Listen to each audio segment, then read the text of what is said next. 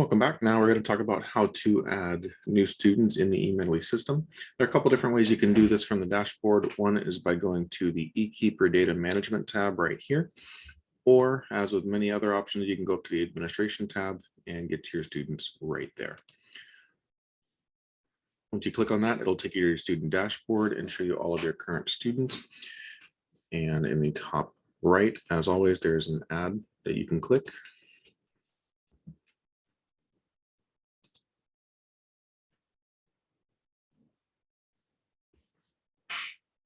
There are 4 tabs worth of information you can add about students here. Only the items with the red asterisk are required.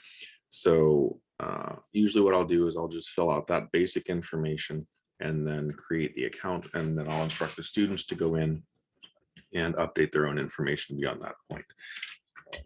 Again, we'll go with our sample generic items.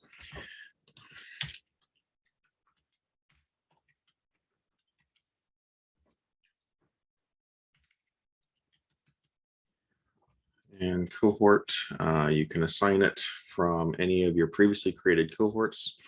You can see how to do that in one of my other videos, and we'll choose the sample cohort that we picked from there.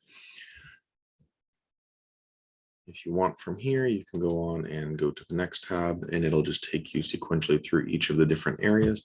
There's nothing required on any of these other tabs, so I'm not going to go through that in this video. But what I will do, and now that we have all of this information in, we've got the name, we've got the email address, we've got student number, we've got the cohort. All you would have to do at that point is hit save. And what it'll do is it will generate an account for the student. It'll send an email to their email address instructing them to go and activate their account. But that's all that's involved in creating the new students here in the eMedley system.